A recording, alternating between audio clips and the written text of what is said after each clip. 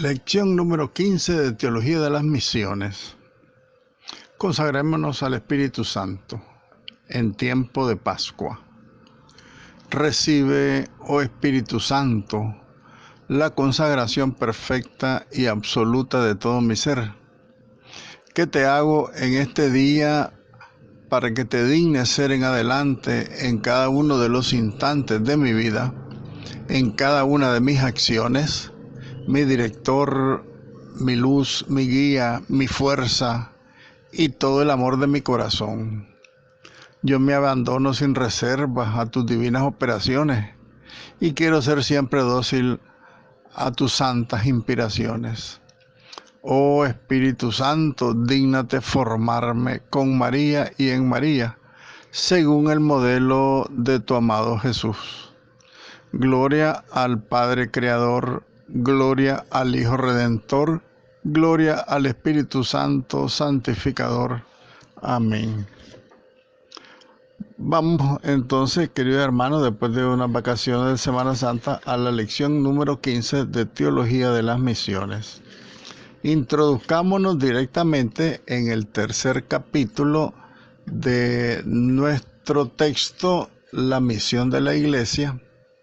En este tercer capítulo abarcaremos algunos temas sobre los conceptos fundamentales de la teología de la misión, ¿verdad? Algunos conceptos, algunos elementos que nos van a redefinir de una manera más firme, pues, lo que son las definiciones teológicas sobre la misión. En este tercer capítulo, que contiene 6 apartados, el primero es la misión, conceptos, ¿verdad?, básicos de misión. El concepto básico de la missio adyentes, el testimonio como parte de la pastoral misionera. Recuerden que Evangelii Nuntiandi, el Papa Pablo VI dirá que es uno de los elementos fundamentales de la misión, dar el testimonio. Un cuarto elemento, veremos un poco la nueva evangelización o la misma evangelización en sí mismo, aplicado un poco a la experiencia latinoamericana. Después, la comprensión integral de la misión. Y por último, los diferentes modelos de misión, ¿verdad? Vamos a tratar de abarcar este capítulo, a ver si lo logramos en este día. Muy bien. Capítulo tercero entonces. La teología de la misión. Hagamos en una pequeña introducción a la teología de las misiones. Nos proponemos, pues, qué cosa es redefinir qué cosa es la misión. Y nos daremos cuenta de las dificultades que hay para definir con exactitud lo que es la misión. Y no tanto su objetivo, sino el hecho de que la misión se va realizando siempre en espacios concretos y entre culturas tradicionales de los lugares donde va llegando la misión, por lo que hay que poner mucho acento en las circunstancias en las que se da la misión. Entonces, para cada, para cada labor misionera en cada cultura debe haber una definición propia, pues, de lo que es la misión, porque la misión no es lo mismo en Latinoamérica como la misión que se desarrolla en Europa o la misión que se pueda desarrollar en el África, que es distintísima la misión, o en el Oriente Medio o en el Oriente Lejano, allá por la India, por la China, todos esos lugares, que también son lugares de misión, pero que sin embargo la labor misionera pues difiere, no tanto en el concepto esencial del envío misionero, que la Iglesia, a imitación del Padre, el Hijo y el Espíritu Santo, sí, esa misión de anunciar la buena nueva a todas las culturas de todos los tiempos, ¿verdad? Muy bien. En el año 1622, las autoridades de la Iglesia en Roma le dieron un nombre, pues, a las misiones, 1622. y le decían de propaganda fide, la propagación de la fe. Y en ese momento se pretendía extender el gran bien de la fe cristiana a todo el mundo. Siempre ha sido el mismo objetivo, ¿no? La misión Ad-Gentes es para llegar a todo el mundo, que todo el mundo conozca a Cristo, que haya conversión de todos los paganos en el sentido amplio de la palabra pagano, así como la usaban los israelitas, ¿verdad? Los gentiles, los paganos, ¿verdad? Y todo esto, según este concepto del 1622, la propaganda fide, que es la propagación de la fe, se trataba pues de la conversión de los paganos, y esto fue durante largo tiempo sinónimo de misión. Eso era la misión. ¿La misión cuál era? Propagar la fe, la conversión de los paganos, que conocieran a Cristo y se convirtieran.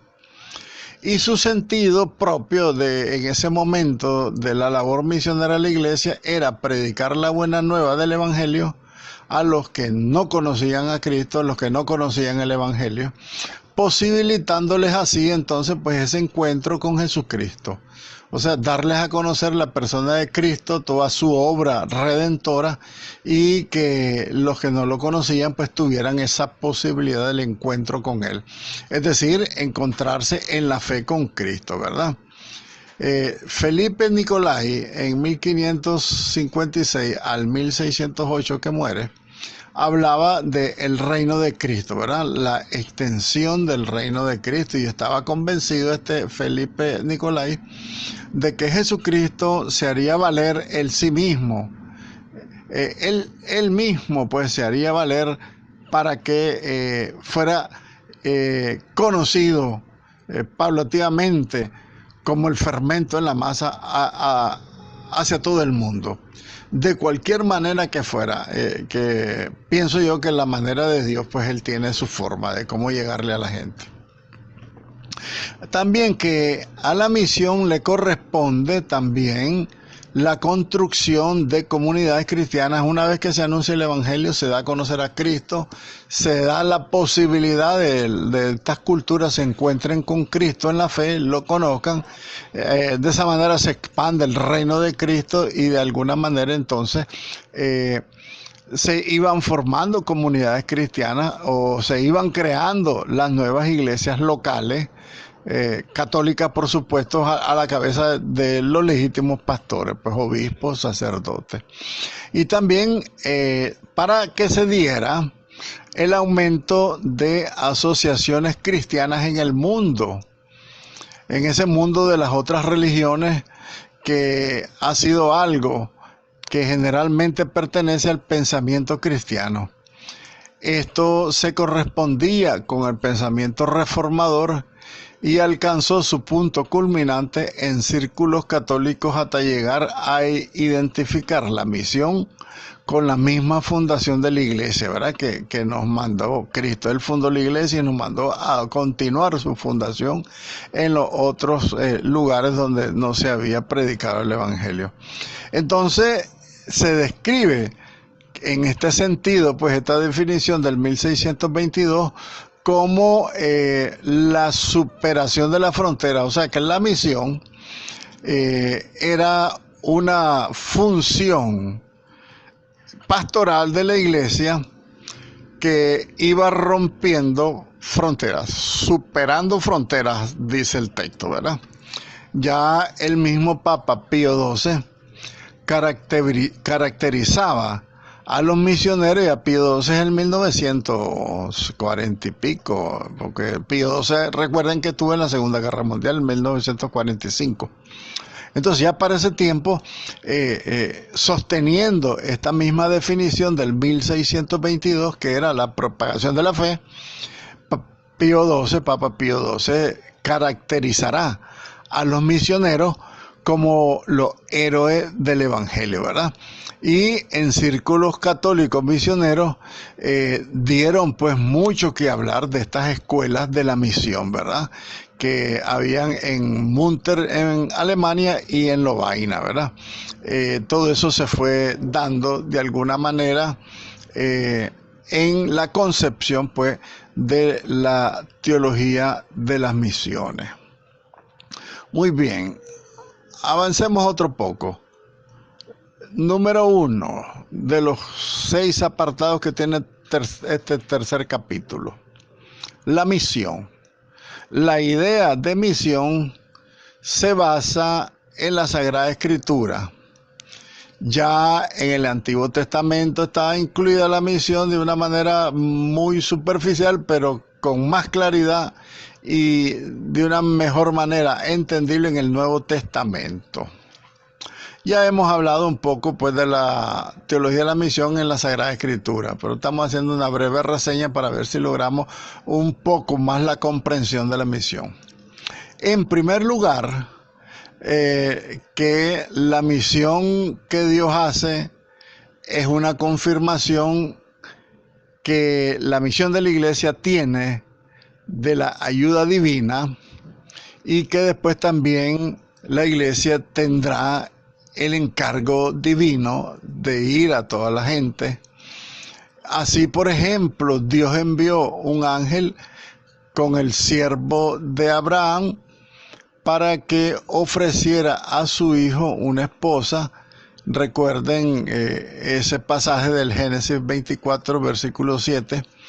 También que Moisés expresamente su tarea que le recomendará, le pedirá a Dios más bien.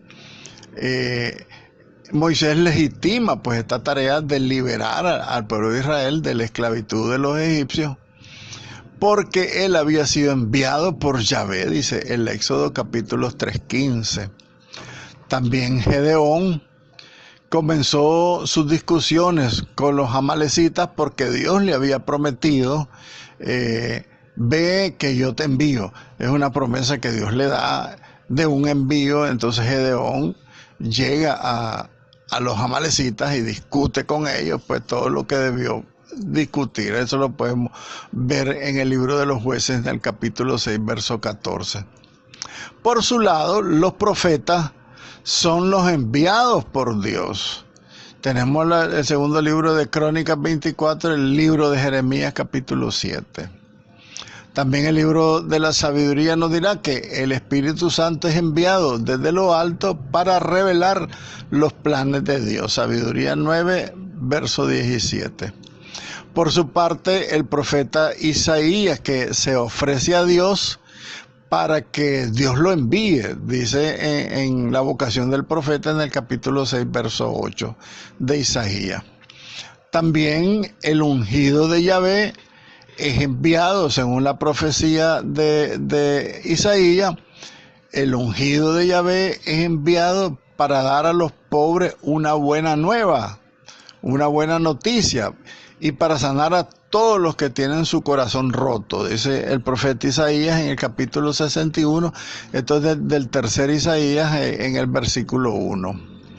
Por su parte, Jeremías se anima a salir en misión, a cumplir lo que Dios le ha instruido, por esa misma promesa, esa misma promesa de que es Dios quien lo envía, ¿verdad? Él está con la convicción, Jeremías, de que Dios lo envía.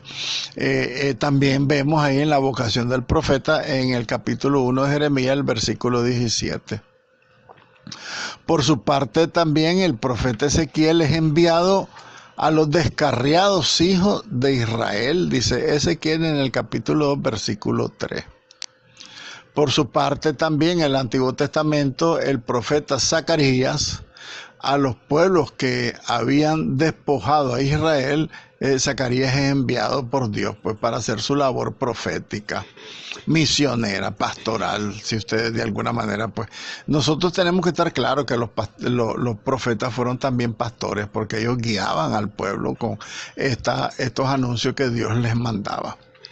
Por su parte, Malaquías habla del mensajero que ha sido enviado por Dios para preparar sus caminos, ¿verdad? El profeta Malaquías, refiriéndose a Juan el Bautista. ¿Se acuerdan ustedes de la profecía de Malaquías de Juan el Bautista, que dice que Dios enviará un mensajero para preparar los caminos del Señor?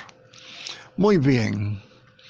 todo lo que los cantos del siervo de Dios dice de Israel se encuentra condensado y personificado en la figura de Jesucristo. Toda esa profecía del Antiguo Testamento, de todos los profetas que anuncian ese futuro Mesías, ese futuro ungido, ese futuro siervo, todos hacen referencia y se condensan y se personifican en Jesucristo. A quien los escritos neotestamentarios, o sea, los escritos del Nuevo Testamento consideran como el Cristo y el Mesías, por ejemplo, dice el Evangelio de San Mateo capítulo 10, verso 40, que pone a Jesús como el enviado del Padre, porque dice Mateo, a quien a mí me recibe, recibe a aquel que me envió. Por su parte, el Evangelio de San Lucas, capítulo 4, 18, en este texto de Lucas, Jesús se refiere a sí mismo en la profecía de Isaías sobre el envío a los pobres. En el Evangelio de San Juan, capítulo 3, basa la verdad de sus palabras este mismo Cristo en haber sido enviado por el Padre. Y es sobre todo también en el Evangelio de San Juan en el que se desarrolla en toda su extensión y en toda su profundidad la idea del envío misionero. Cristo fue enviado por el Padre en misión. ¿Y cuál fue la misión de Cristo? Fue la soteriología. Recuerden ustedes, fue la salvación del mundo. Entonces, este mismo Jesucristo de San Juan, apropiándosela también él a los discípulos. Porque en San Juan Jesucristo envía a los discípulos a seguir la misión que el Padre le encomendó a él. También el hecho de que ha sido enviado por el Padre Jesucristo aparece muy bien expresado en los numerosos mensajes del Evangelio de San Juan, en el capítulo 5, 24, en el verso 30, en el verso 36 al 38 de este quinto capítulo de San Juan. Muy bien. Avancemos otro poco. La misión adyente en el segundo componente o en el segundo fundamento pues, de este tercer capítulo, que estamos tratando un poco los conceptos fundamentales y la teología misma de la misión, ¿verdad? Con la Sagrada Escritura, etc.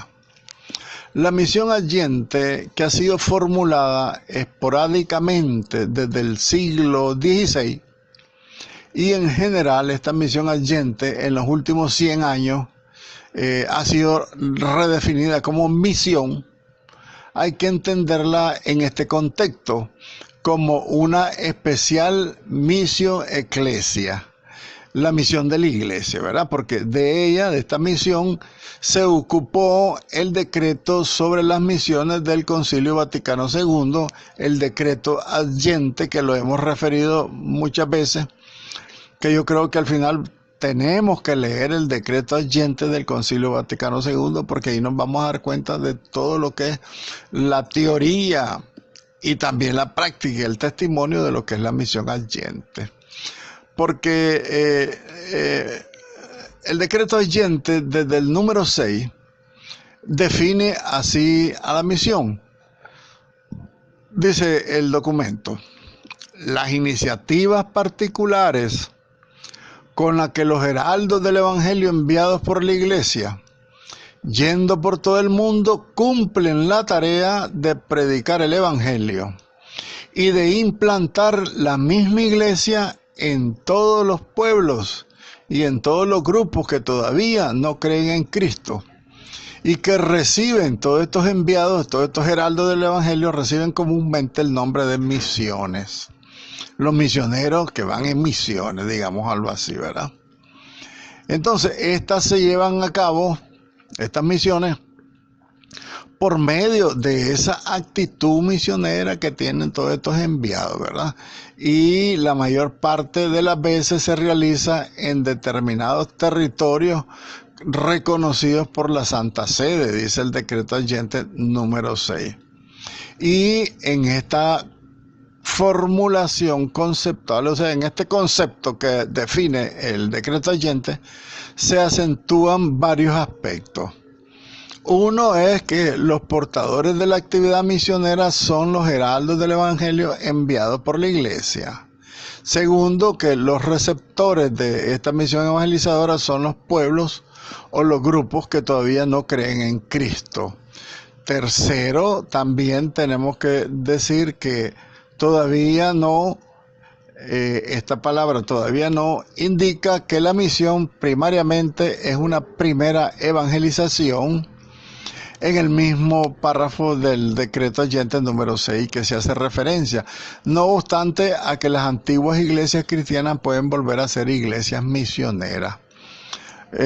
Cualquier diócesis se puede convertir por inspiración del Espíritu Santo en cualquier momento de la historia de la iglesia en iglesias misioneras que salen a hacer misiones fuera de su frontera, ¿verdad?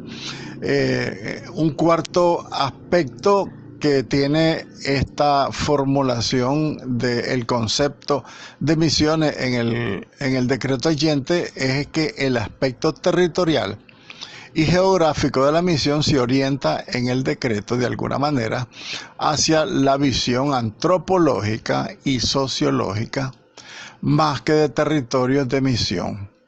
Tenemos que tener claro entonces que lo que quiere decir este cuarto aspecto que acentúan pues el Concilio Vaticano II es que no tanto es el territorio geográfico, sino las personas. Definitivamente que son las personas a las que se dirige la misión, no a los territorios, ni a las ciudades, ni a los países, es a las personas, o sea, los grupos culturales que no conocen a Cristo. Entonces, por eso es que se refiere este decreto que no se debe perder nunca esta visión antropológica y sociológica.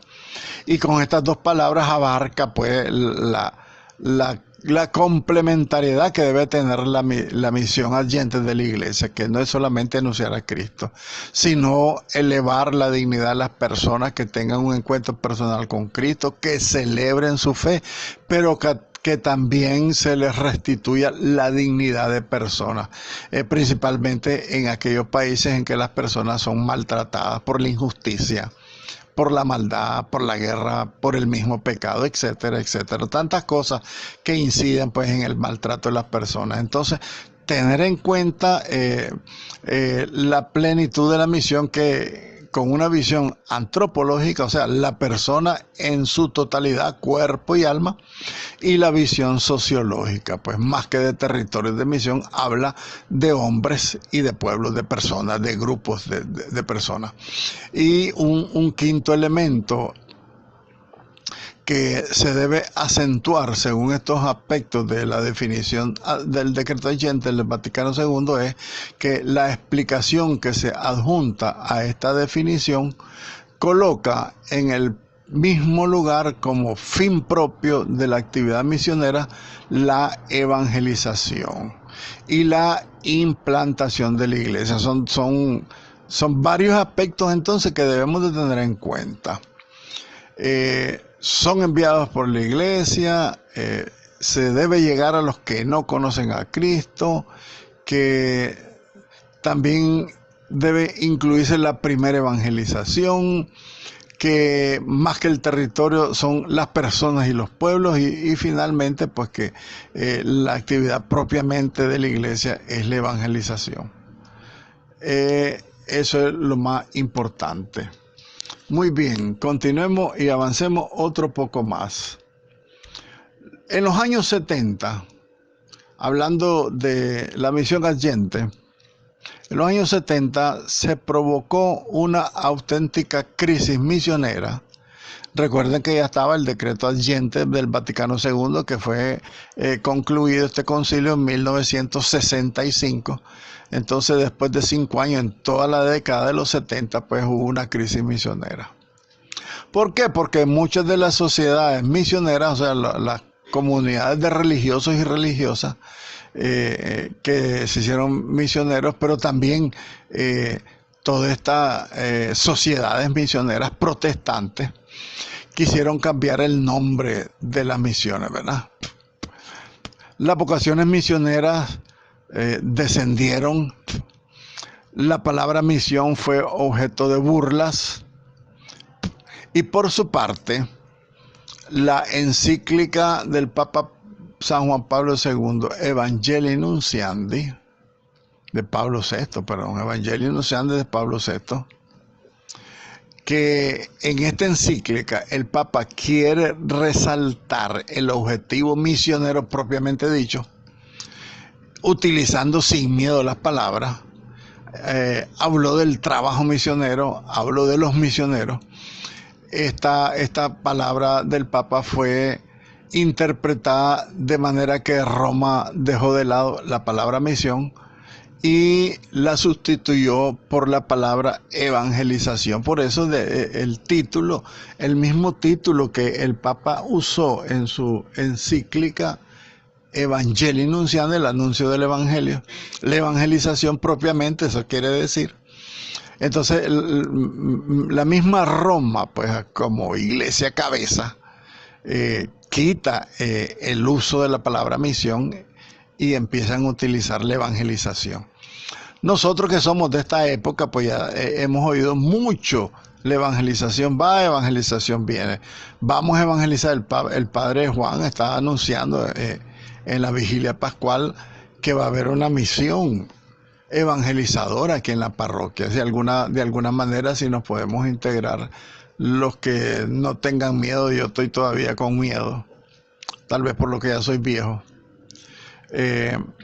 a ir a hacer misión. Yo pienso que los que están en grupo, por ejemplo, a la pastoral familiar, a los encuentros conyugales, creo que el Padre los llamará a prepararse para hacer misión de alguna manera.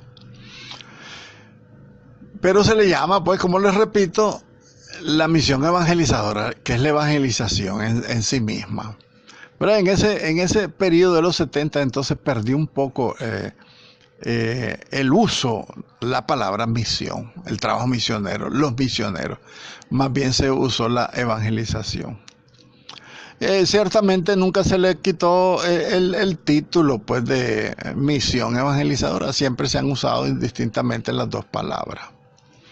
Entonces yo no veo ningún inconveniente si bien es cierto la historia nos está explicando que tuvo una decaída el concepto, el Papa Pablo VI en su misión Allente, pero también el Papa San Juan Pablo II en su encíclica Redemptoris Missio, trajo nuevamente al uso la misión Allente. ¿Verdad? Retomando lo que dice el Concilio Vaticano II, sin pretenderlo el Papa Pablo VI, porque el Papa fue el gran Papa del Concilio, fue el que firmó todos los decretos y todas las constituciones dogmáticas del Vaticano II, ¿verdad? Del Concilio.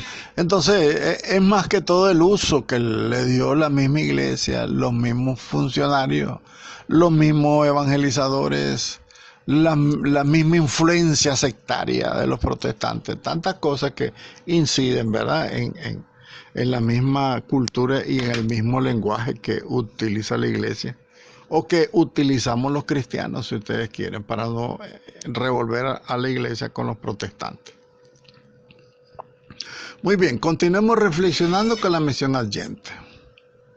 Les decía que la palabra misión sigue teniendo aún hoy una gran fuerza expresiva.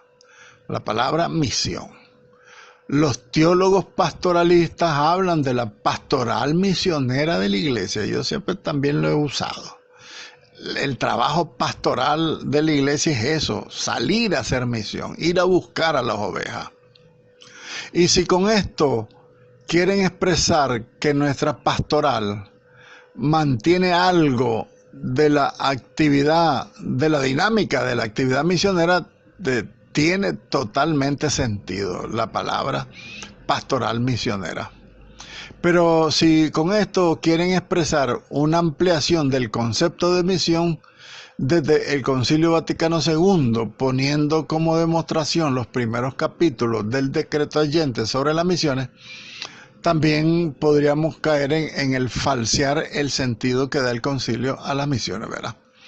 ¿Por qué? Porque este decreto Allente se proponía claramente en su totalidad dar una prima anunciatio, quiere decir un primer anuncio, una primera evangelización, una misión adyente.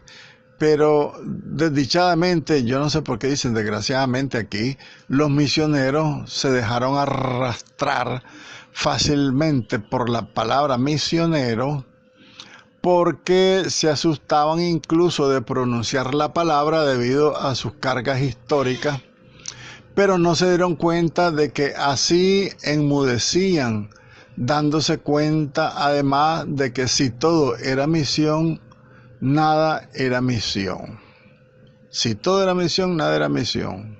Bueno, veremos qué significa todo esto.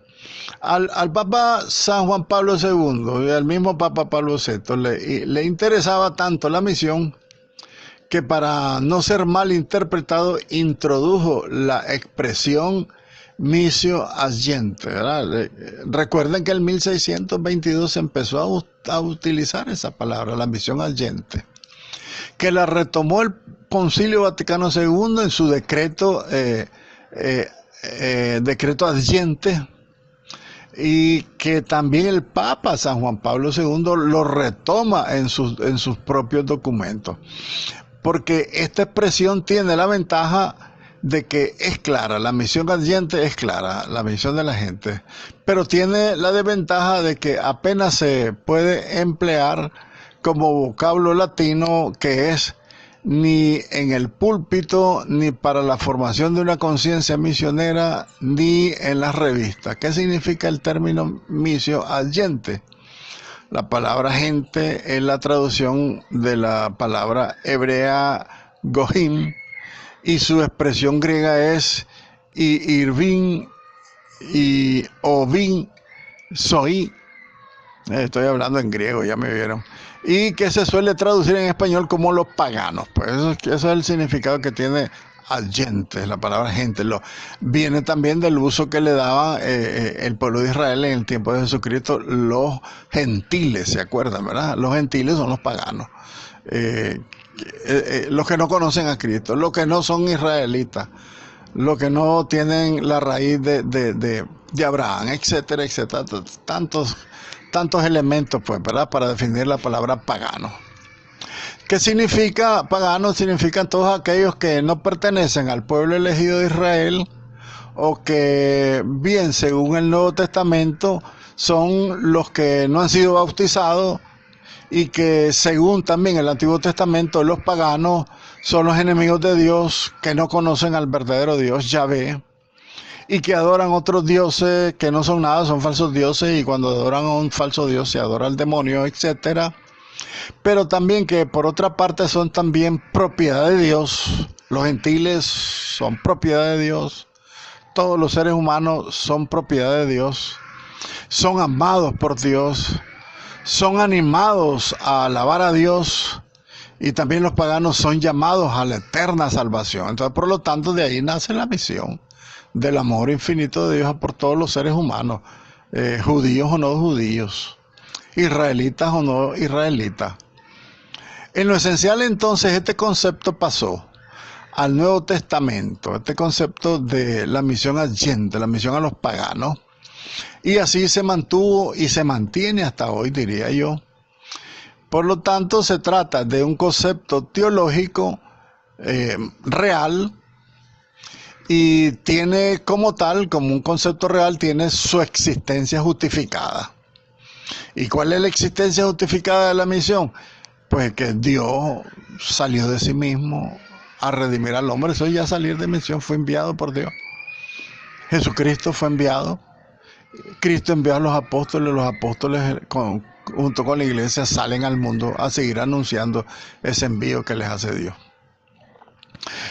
También, aunque la palabra pagano ya casi no se utiliza hoy, debido a su carácter negativo, y palabras sucedáneas como los no cristianos, o sea, palabras que lo han sucedido, que han cambiado la palabra pagano o gentiles por los no cristianos o los no evangelizados, entonces nos dejan igualmente insatisfechos, dice el Papa, ¿verdad? Porque no obstante sigue usando el Papa la expresión adyente en la Redentoris Missio de Juan Pablo II, ¿verdad? Con expresa referencia pues a la misión adyente del Vaticano II en el numeral 10. También indirectamente el Papa utiliza pues toda la referencia de la misión evangelizadora del decreto adyente del numeral 1 al 5. Y subraya el Papa la misión de la Iglesia que supera todas las fronteras y abarca toda la plenitud de la salvación, las fronteras y los tiempos, diría yo. Y sigue diciendo el Papa en Redentoris Missio número 31, dice, es la única y la misma misión, con el mismo origen y la misma meta, pero dentro de ella hay diversas tareas y diversas actividades. Sobre todo es la acción misionera la que nosotros, con referencia al decreto del Concilio Vaticano II denominado el decreto adyente, de la misión adyente, se trata de una actividad fundamental de la Iglesia, esencial y nunca acabada, Redentoris Missio número 31, y que esta misión adyente es considerada por el Papa San Juan Pablo II como la propia misión, como la misión específica, como la primera misión que tiene la Iglesia en su pastoral, como las primeras misiones, ¿verdad? Como actividad misionera,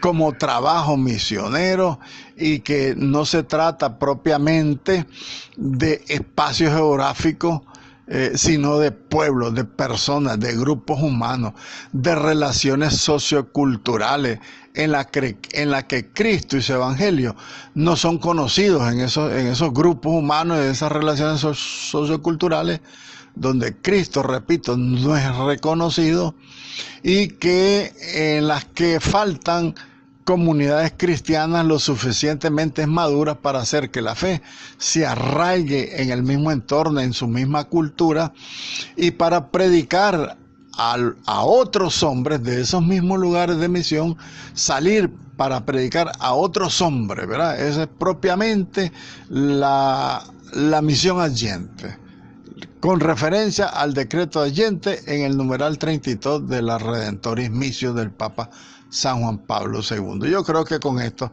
quedamos más que claro, porque es precioso como el Papa San Juan Pablo II pues concluye su reflexión sobre el concepto de misión. Es hermosa, que da ganas de repasarla nuevamente. Dice el Papa, es la única y la misma misión, con el mismo origen y la misma meta. O sea, desde el inicio de la fundación de la Iglesia, desde el inicio de la venida de Cristo, de la encarnación, que es la obra misionera de Dios Padre, Hijo y Espíritu Santo, que envía a su Hijo al mundo, y que el mundo es beneficiado porque Cristo envía a sus apóstoles, a sus discípulos, a hacer misión por todo el mundo.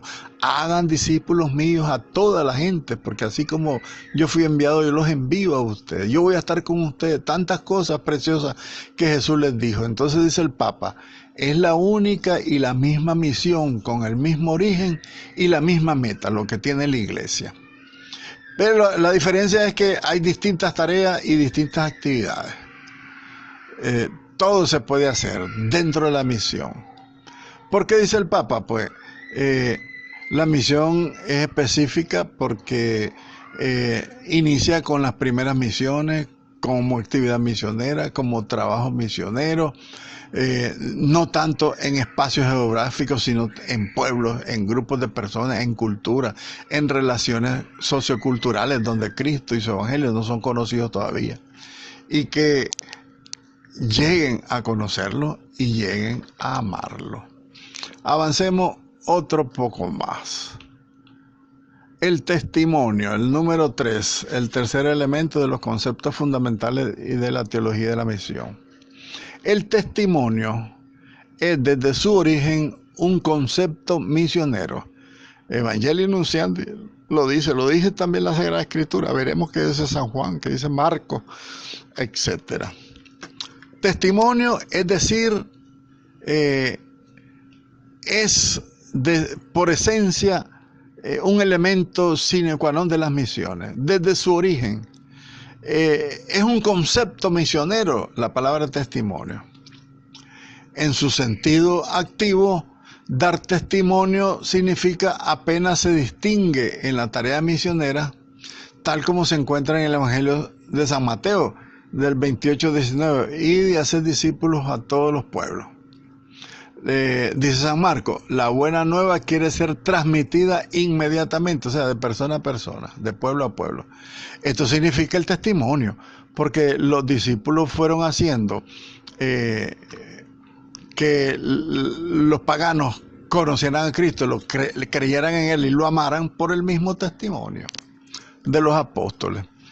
Y en este sentido, entonces, dar testimonio, esto es, proclamar la buena nueva, es un concepto central del Nuevo Testamento, sobre todo en San Pablo.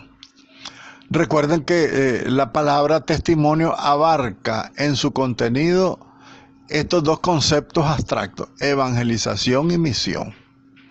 En los primeros escritos del Nuevo Testamento van de la mano con testimonio y signo y milagro. Acuérdense que todos los gestos, signos, milagros y palabras que dijo Jesús son testimonio de su pertenencia a la Trinidad, de su Dios, de su comunicación, de su evangelización, de su misión.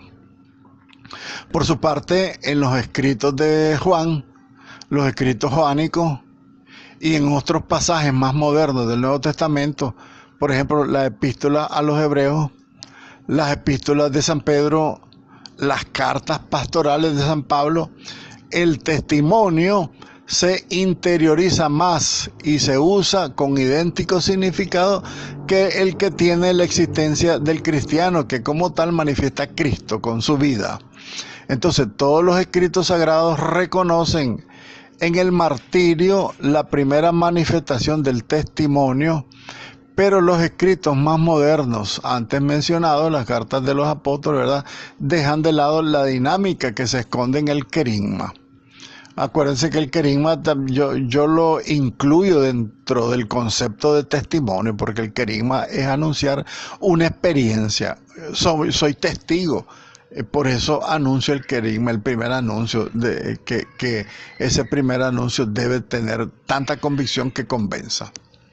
Entonces, típico en tal postura, tal postura, ¿verdad? Lo típico en esta postura es lo que Pedro dice en sus cartas. En algunas situaciones obligado a sus destinatarios. Dice San Pedro, siempre prontos para contestar a todo al que le pida razón de vuestra esperanza. Siempre desde luego, dice, con dulzura, con respeto, con buena conciencia. Dice la primera carta de Pedro, capítulo 3, verso 15. Entonces, San Pedro mismo está diciendo entonces que tenemos que dar razón de nuestra esperanza a quienes nos cuestionen. Y dar razón de nuestra esperanza es dar con el testimonio. Por lo tanto, ya la iglesia primitiva sabía que la situación concreta determina la forma del testimonio o la forma de la misión. Tenemos que usar entonces el testimonio como un concepto indistinto de la palabra misión y de la palabra evangelización. Dar testimonio de vida es siempre posible y necesario, pero dar testimonio en el sentido de querigma, de testigo, puede ser a veces contraproductivo, sobre todo si se puede comprender como proselitismo, porque a veces pueden acusarnos que somos proselitistas, que andamos haciendo propaganda. Y no, nosotros, como dice el Papa Francisco, que nosotros atraemos la fe por atracción, valga la repetición. Nosotros evangelizamos para atraer, no para imponer, ¿verdad? Porque se puede acusar a la iglesia con el querigma de proselitismo, pero no es así, porque querigma, testimonio, misión y evangelización son una sola y misma palabra de una misma moneda, digámoslo así. Algunas formas de misión han hecho que muchos hombres desconfíen de la misión. Pero el Concilio Vaticano II puso el acento en el auténtico amor a los hombres que nace del amor a Dios. Esa es la convicción de la misión evangelizadora, que a nosotros nos mueve el amor. No nos mueve ningún interés terreno ni humano. La presencia de los cristianos en los grupos humanos debe estar animada por el amor, aquel amor con el que Dios nos amó y que quiso que también nosotros nos amáramos mutuamente en ese amor, dice el decreto adyente número 12.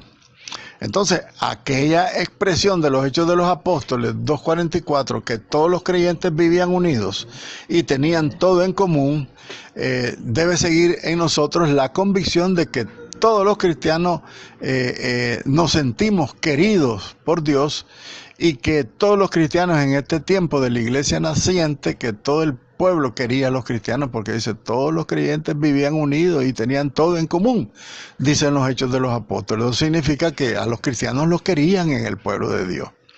Y de que Dios añadía a su comunidad cada día a los que debían de salvarse. Gloria al Padre, y al Hijo, y al Espíritu Santo, como era en el principio, ahora y siempre, por los siglos de los siglos. Amén.